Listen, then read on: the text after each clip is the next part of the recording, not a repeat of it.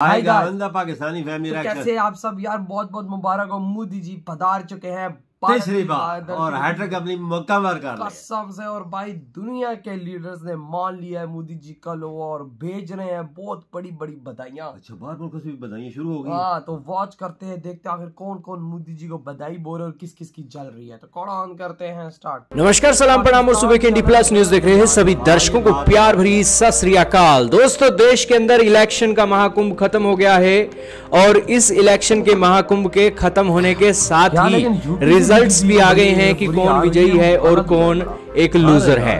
हालांकि इस इलेक्शन के अंदर लूजर कोई नहीं है, सारे के सारे विनर हैं। दोस्तों, सारे खुश हो गए हैं कि यार उनको जो एक उम्मीद थी परिणामों की, वो परिणाम उन्हें मिले ही हैं। दोस्तों, सबसे पहले इलेक्शंस के जो रिजल्ट आए हैं वो देखते हैं कि किसको कितनी सीटें मिली हैं। दोस्तों, इस इलेक्शन के अंदर बीजेपी को 63 सीटों का एक लॉस हुआ है और 240 सीटें उन्होंने जीती हैं। और कांग्रेस को 47 सीटों का फायदा हुआ है, उन्हें 99 सीटें मिली हैं। ये एक बीजेपी को 23 करोड़ वोट मिले हैं और कांग्रेस को 13 करोड़ वोट मिले हैं। और बीजेपी का जो अलायंस है, अलायंस के थ्रू ही एक बीजेपी अपनी सरकार बनाने जा रही है। अलायंस की सीटों को मिला लिया जाए तो बीजेपी के पास 292 का एक आंकड़ा है और कांग्रेस और ये एक सारे इंडिया अलायंस को मिलाया जाए तो 234 सीटें कांग्रेस के पास है। यानी कि एक मजबूत विपक्ष आ गया है पार्लियामेंट के अंदर और बीजेपी के पास बहुमत नहीं है। और अलाइड पार्टी अगर साथ छोड़ देती है तो बीजेपी की भी एक सत्ता खतरे में रह सकती है। बाकी पीएम मोदी की एक लेगेसी रही है कि वो अपने साथियों का अच्छा खासा ध्यान रखते हैं और देखना होगा कि अब ये सरकार किस हिसाब से चलाते हैं। दोस्तों, 10 साल तो दोस्तों ये एक फूलों पर चले हैं, लेकिन अब कांटों पर चलने का समय आ गया है, क्योंकि विपक्ष भी सवाल उठाएगा, जनता भी सवाल उठाएगी और अलाइज भी बिल्कुल अब नखरे करेंगे। तो वेल दोस्तों, अब देखना होगा कि ये तीसरी टर्म किस हिसाब से कंप्लीट करते हैं। वाकई में ही एक अग्नि परीक्षा के तरह ही है ये तीसरी टर्म जो बीजेपी अब कंप्लीट करेगी। तो उम्मीद है दोस्तों इनकी एक जो टर्म है अच्छी रहे और देश के लिए विकसित भारत बनाने का जो सपना है ये लेकर चल रहे हैं उसको अचीव करें और हमारे सभी देशवासी अच्छी लाइफ को अचीव करें और क्लाइमेट के जो चेंजेस हैं उनको भी रोकें और बहुत अच्छी अच्छी डेवलपमेंट करें। और कोई भी पार्टी देश को चलाए, बीजेपी चलाए या उनकी अलाइड पार्टी चलाए, तो वो कांटों पर ना चलें और लोगों की बात सुनकर एक देश के हित में एक अच्छी सोच लेकर फैसले लें और फिर से दोस्तों एक अच्छे भारत का निर्माण करें जहां पर संस्कार और सभ्यता फर्स्ट प्रायोरिटी हो। तो खैर, जो भी हो, हम तो अपनी पॉजिटिव विशेष भेजते हैं बीजेपी को भी, कांग्रेस को भी और अलाइड पार्टी को भी कि जो भी हो अच्छा ही हो। तो अब बात करते हैं कि प्रधानमंत्री नरेंद्र मोदी जी को तारीफ और बधाइयां कहां से आ रही हैं। सबसे पहले श्रीलंका के जो राष्ट्रपति हैं रानिल विक्रमासिंघे, उन्होंने एक बधाई दी। उन्होंने कहा कि मैं अपनी वार्मेस्ट फेलिसिटेशन बीजेपी को दे रहा हूं, एनडीए को दे रहा हूं उनकी विक्ट्री के लिए। और इसी के साथ इंडियन पीपल ने जो कॉन्फिडेंस दिखाया है, प्रोग्रेस दिखाई है, leadership prime minister Narendra Modi के लिए और जो क्लोजर रिलेशन इंडिया और श्रीलंका के हैं, हम उसको और भी बेहतरीन ढंग से मजबूत करना चाहेंगे प्राइम मिनिस्टर नरेंद्र मोदी जी के चलते। इसके पर पीएम मोदी जी ने उन्हें थैंक यू बोला। उन्होंने भी कहा कि हम भारत और श्रीलंका की इकोनॉमिक पार्टनरशिप को और बढ़ाएंगे। फिर दोस्तों, पीएम मोदी जी ने नेपाल के प्रधानमंत्री कॉमरेड प्रचंडा का एक ट्वीट का रिप्लाई दिया। उन्होंने कॉमरेड प्रचंडा को बधाई दी और थैंक यू बोला और इसी के साथ उन्होंने भी कहा कि इंडिया नेपाल की फ्रेंडशिप को हम आगे बढ़ाएंगे मिलकर। और फिर दोस्तों, एक भूटान के जो ऑफिशियल हैं उन्होंने भी बधाई दी और पीएम मोदी जी ने भी भारत भूटान के रिलेशन को ग्रो करने के लिए स्ट्रेंथ टू स्ट्रेंथ उनको भी एक आवेदन दिया। तो इसके बाद दोस्तों इटली के प्राइम मिनिस्टर जॉर्जिया मेलोनी आती है। जॉर्जिया मेलोनी ने भी उनको एक बधाई दी और अपनी एक तस्वीर शेयर की जिसमें दोनों हंस रहे हैं। और ये एक इलेक्टोरल विक्ट्री के ऊपर उन्होंने वार्मेस्ट विशेष भी भेजी और सारी बातें बोली। लेकिन प्राइम मिनिस्टर नरेंद्र मोदी जी के पास टाइम नहीं है कि इतनी दूर एक जो ऑफिशियल बैठे उनको अभी बधाई दे सके, तो इसलिए अभी बधाई नहीं आई है नरेंद्र मोदी जी की। और नरेंद्र मोदी जी की बात की जाए तो अभी वो अपने देश की सिचुएशन को संभालने में व्यस्त हैं, अड़ोसी पड़ोसी को देशों को संभालने में व्यस्त हैं। और सबसे पहले एक उत्तर प्रदेश के जो सीएम है योगी आदित्यनाथ, उनकी एक बर्थडे की विशेष भी उन्होंने दी है।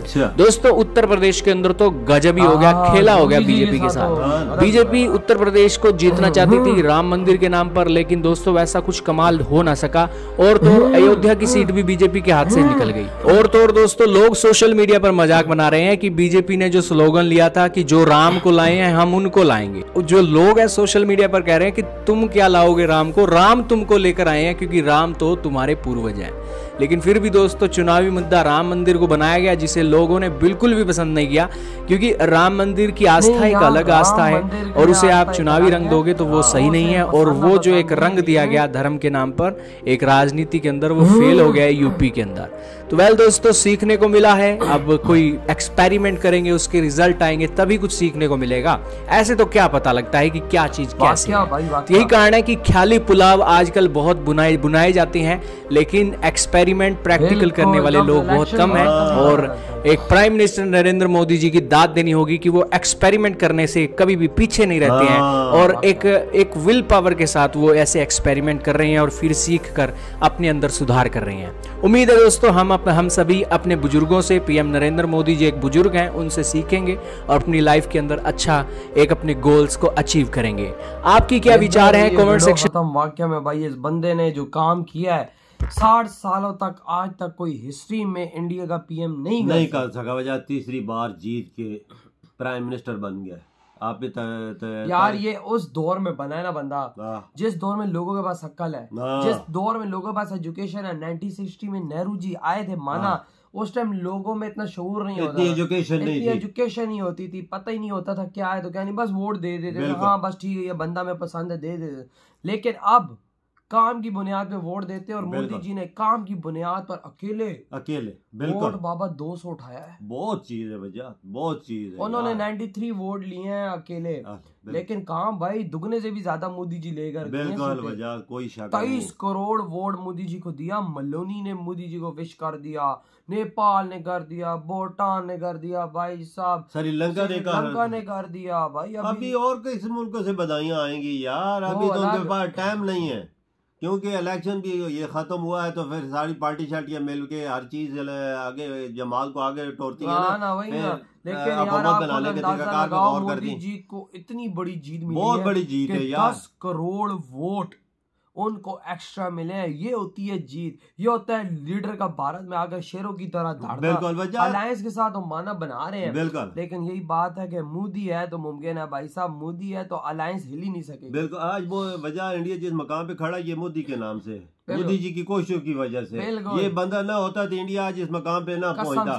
ये लोगों में शऊर है ना, उन्होंने वोट दिया है मोदी जी को, और जिनमें शऊर नहीं उन्होंने नहीं दिया। वही ना। और भाई साहब हम तो सीधी सी बात है कि भाई खुश है मोदी जी के आने से, क्योंकि उस लीडर ने आप लोगों को उठाया। देखो हम जब पाकिस्तान की कंडीशन देखते हैं ना, तो इंडिया में मोदी जी की भाई डेवलपमेंट देखते हैं तो हम तो कहते हैं भाई बिल्कुल यार 10 सालों में इंडिया में क्या था, कुछ चीज थी, तरक्की का नाम था, कुछ चीज ऐसी थी। आज किधर हर चीज दुनिया की मोदी जी ने ला के खड़ी कर, दुनिया की टेक्नोलॉजी उठा के लो, रेलवे का निजाम दे लो, हेल्थ का देख लो, हर चीज उठा के हमने सब कुछ कर दिया। ये किसने किया? मोदी जी ने किया। फिर भी कोई ना माने तो उनकी अपनी मर्जी यार। लेकिन भाई दूसरी तरफ अगर देखा जाए, यूपी के अंदर हार हुई है, इसका ताल्लुक राम मंदिर से नहीं है बिल्कुल भी, कि राम मंदिर ने बनाया तो ये तो वो लोगों के पसंद नापसंद की भी लोगों ने बोला होगा कि भाई इस दफा ट्राई कर दें। अखिलेश यादव जीता है तो भाई बेस्ट विशेस हैं उसके लिए भी, अखिलेश यादव के लिए। मतलब उनका जिस तरह हमने टीवी पे सुना, टीवी पे कुछ अच्छा रिकॉर्ड तो नहीं सुना हुआ, लेकिन उम्मीद करते हैं अब आए हैं तो भाई देखते हैं क्या यार। मैंने योगी जी का अंदाजा लगाया, वजह 10 साल हो गए उनके भी, जो उन्होंने यूपी में अच्छे काम किए हैं, और देखा जाए तो मुसलमानों के लिए भी अच्छे काम किए उन्होंने, सबको बराबर के हकूक दिए और गुंडागर्दी खाकर खत्म की ना। तो यूपी में तो भाई मैं ये तो चीज एक्सेप्ट नहीं कर सकता, वो हार सकते हैं यार, मेरे दिमाग में ये चीज नहीं जाती। क्या सेम तो यार अब जो हो गया, अब आगे बढ़ते हैं भाई। इधर ही वीडियो खत्म करते हैं।